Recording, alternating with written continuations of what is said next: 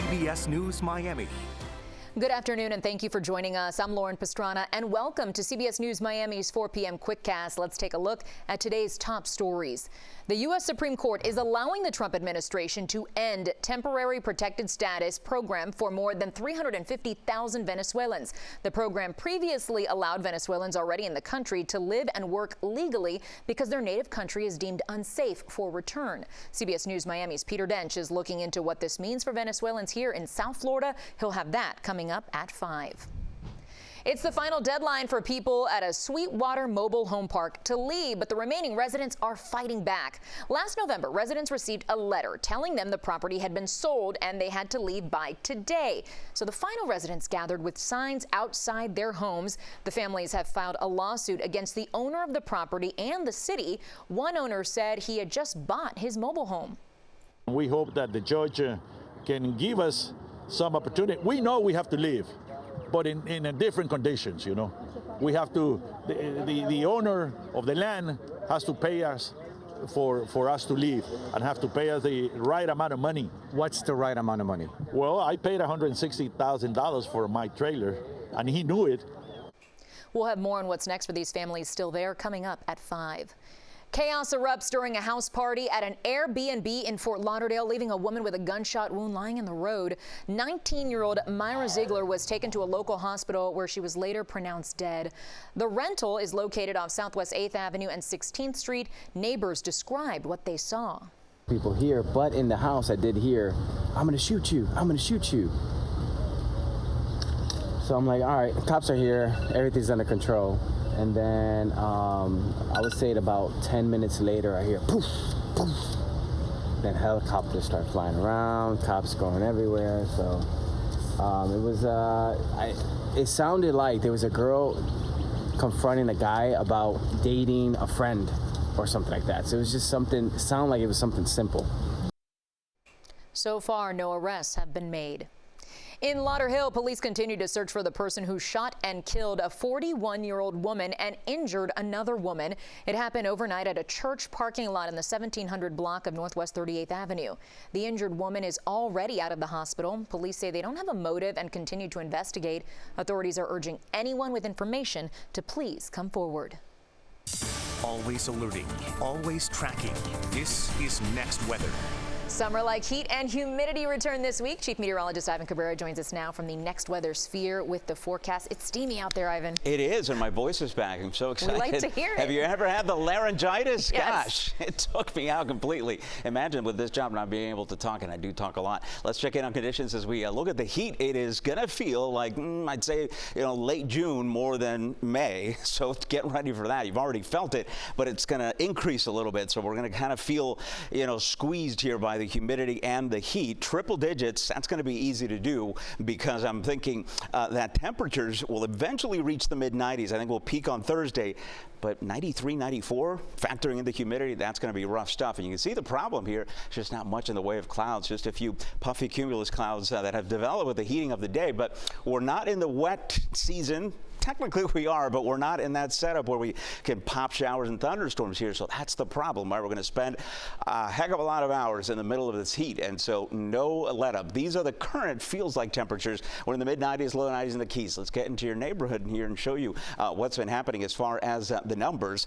Skip through there, but there you see temperatures feeling like the upper 90s from Pompano Beach, mid-90s there in Hallandale Beach, and earlier I had triple digits already. A few right now. Early in the week, but I think we'll have the entire area really feeling those triple digits because the humidity is just going to continue to climb and pretty much stay there. We're not dropping anytime soon.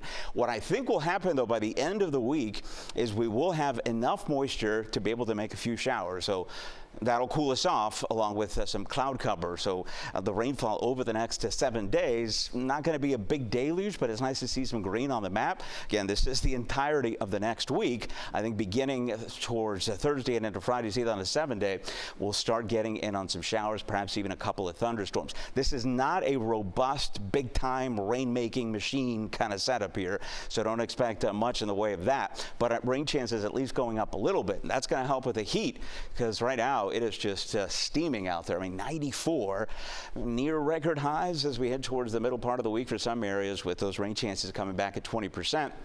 And to keep them there, as we head towards the end of the weekend into the weekend, and the overnight temperatures, you can see how sultry it is, right, with numbers in the upper 70s. There are indications of higher rain chances, in fact, daily afternoon storms. Not until next week. We'll worry about that as we get closer. But for now, heat, humidity, and hopefully some isolated showers to cool us off towards the end of the week. Lauren. Looking forward to at least a little cool down. Ivan, thank you. Support is pouring in across party lines for former President Joe Biden. He revealed he's battling prostate cancer. His family says they're now reviewing treatment options. CBS News Miami's Natalie Brand has the details and reaction from lawmakers. Former President Biden posted on social media a picture of himself and the former First Lady, writing, "Cancer touches us all. Like so many of you, Jill and I have learned that we are strongest in the broken places. Thank you for lifting us up with love and support." Biden's personal office released a statement Sunday saying the 82-year-old had been diagnosed with an aggressive form of prostate cancer that has spread to the bone. Doctors evaluated Mr. Biden following the discovery of a small nodule in his prostate after he was seen for increased urinary symptoms. President Trump, in a post, said he extends his best wishes to the Biden family and wishes him a fast and successful recovery. We wish the best for the former president's health. And, you know, it sounds pretty serious, but hopefully he makes the right recovery. For former President Biden, cancer research and finding a cure was a personal mission. He launched a national cancer moonshot initiative inspired in large part by his late son, Beau, who died of brain cancer. We can end cancer as we know it. This is a presidential White House priority. Biden first started the moonshot work while serving as former President Barack Obama's vice president. Mr. Obama, in a statement, said nobody has done more to find breakthrough treatments for cancer in all its forms than Joe. Biden's former vice president, Kamala Harris, called him a fighter. Natalie Brand, CBS News, the White House. A new book due out tomorrow explores how Biden's staff worked to conceal the extent of his health problems during his time in the White House and while he was running for president in 2024. The book is based on more than 200 interviews, mostly with Democratic insiders, almost all of which occurred after the 2024 election was over. President Trump says Russia and Ukraine will immediately start negotiations toward a ceasefire following his 2-hour phone call with Russian President Vladimir Putin today. CBS News Miami's Erica Brown has the latest from the White House.